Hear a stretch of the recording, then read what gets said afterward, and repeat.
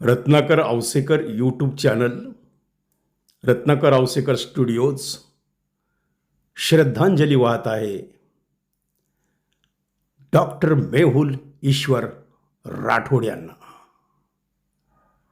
जो आवडे सर्वांना तोची आवडे देवाला. देव म्हणजे ईश्वर आणि डॉक्टर ईश्वर राठोडच्या निमित्तानेच या लातूरकरांना एक देव मिळाला होता.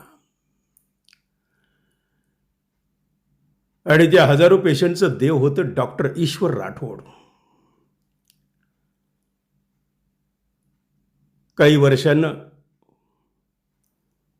काहीच वर्षापूर्वी असाध्य रोगानं डॉक्टर ईश्वर राठोड आपल्यातून निघून गेले. वाटलं होतं आता या हॉस्पिटलचं काय होणार. ज्या ईश्वर राठोडांनी 50 वर्ष या लातूरकरांच्या हृदयात स्थान मिळवलं होतं, ते एक चांगला डॉक्टर. डॉक्टरला फक्त बोललं कीच अर्धा रोग बरा होतो. डॉक्टरला भेटलं कीच पेशंट अर्धे बरे होतात.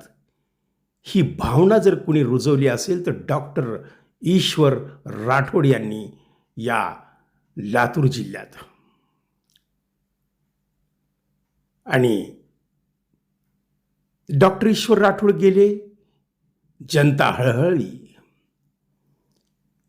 कोणीतरी त्यांचा कारभार सांभाळावा, कोणीतरी पुढे यावं असं सातत्यानं लातूरकरांना वाटत असतानाच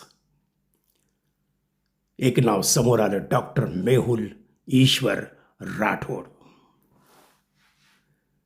अनेकांना वाटलं की पुन्हा एकदा ईश्वर राठोड आले मेहुलच्या रूपानं. मेहुल वडिलांच्या पावलावर पाऊल ठेवूनच जीवनाची वाटचाल करत होता. कुणी गेलं, सहज जरी गेलं तर त्याला सांगायचा, तू फक्त एवढी गुळी घे, विनाकारण पैसे वाया घालवू नको, इकडं दाखव तिकडं दाखवून तपासणीच्या नावाखाली डॉक्टरांकडून होणारी लूट, ज्याचा सक्त विरोध कोण करत होता, त्याचं नाव होतं डॉक्टर मेहुल ईश्वर राठोड. त्याच्या बुद्धीला पटत नव्हतं की गोरगरिबांना लुटणे, खोटी भीती दाखवणे, गोरगरिबांच्या फाटक्या धोत्रात आणि खिशात हात घालून पैसे काढण्याचा डाव कधीही मेहुलनं आखला नाही. कट प्रॅक्टिस तर त्यानं कधी आयुष्यात केली नाही. असा हा मेहुलला रत्नाकर औसेकरांशी काहीतरी बोलायचं होतं. 15 दिवसापासून त्याचं आणि माझं सारखं बोलणं असायचं. मेहुल मला मुलाखत देणार होता. मेहुल म्हणाला होता की काका, मी प्लॅनिंग करतोय काय बोलायचं. पण रत्नाकर औसेकरला माहीत नव्हतं की मेहुलला डोक्यात काय प्लॅनिंग चाललंय. जवळपास 4-5 दिवसापासून त्याच्या डोक्यामध्ये ते आत्महत्येचा विचार सुरू असावा अशी शंका आता निर्माण झालेली आहे. कारण त्याचा हॉस्पिटलमधला वावर, पेशंटशी बोलणं, ओपीडी बंद, बिल घ्यायचं नाही म्हणून सांगणं, कोणताही मोह नाही म्हणून टाकलेली पोस्ट, मी आता शांत झालो, मी आता दुःखी नाही, पण माझ्यामुळं कोणाला त्रास देऊ नका, होऊ नका, आणि कोणी त्रास करून घेऊ नका, शेवट शांत आहे, ही पोस्ट. मेहुल, तू रत्नाकर औसेकर यांना काका म्हणत होतास. एक दिवसाआड फोन असायचा, मेहुल काय चाललंय काका, सगळं ठीक आहे, व्यवस्थित आहे.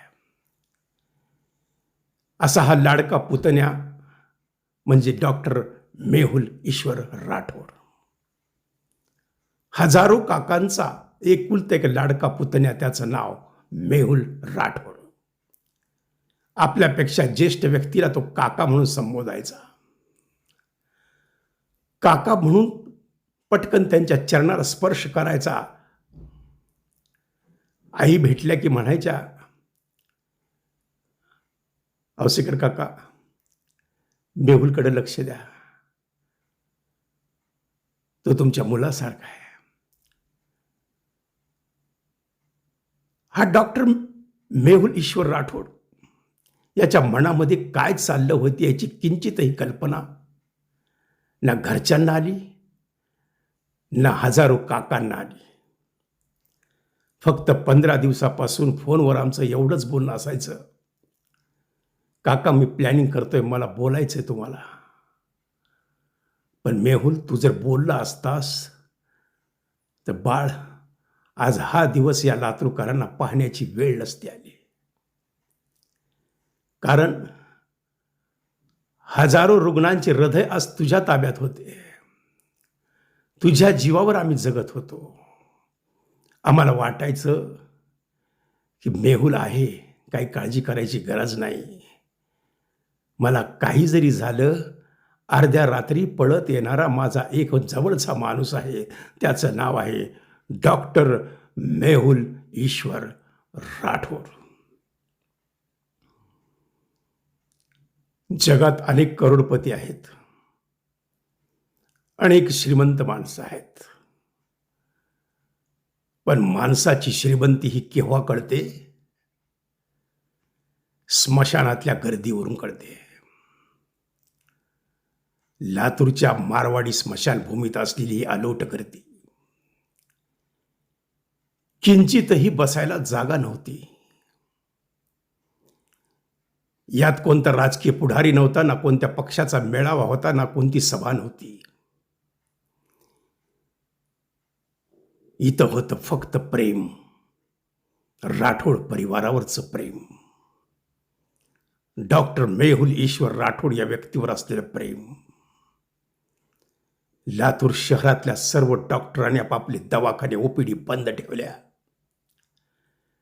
आणि आपल्या लाडक्या मित्राला शेवटचा निरोप देण्यासाठी स्मशानात संपूर्ण लातूरची मेडिकल मंडळी उपस्थित झाली.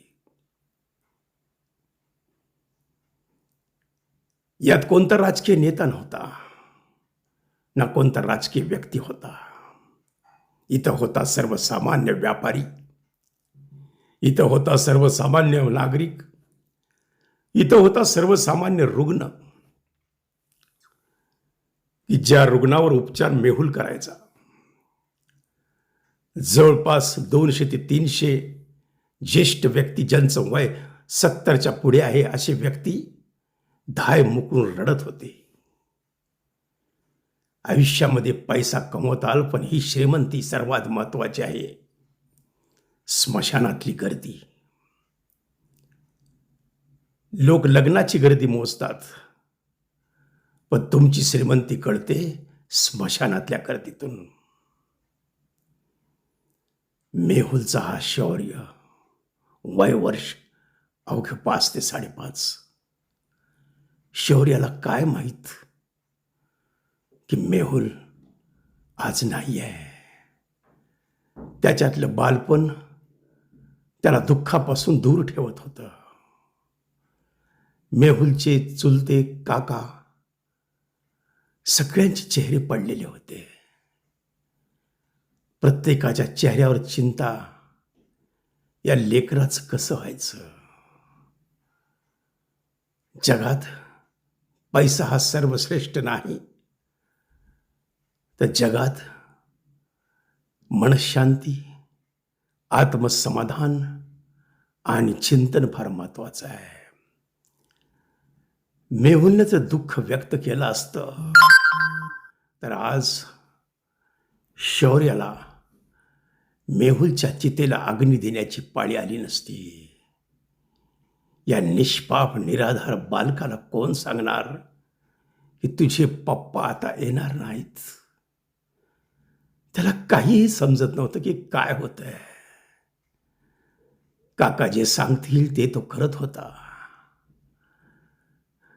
बालीशिवाय ना सज्ञान ना अज्ञान. पण हाच उद्या या राठोड परिवाराचा चिराग आहे. हाच 5 वर्षाचा बालक.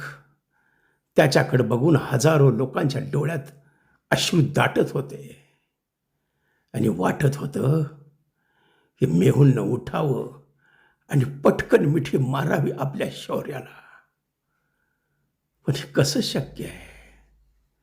चितेवर अंथरलं होतं, सरण रचलं होतं, अग्नी दिला होता.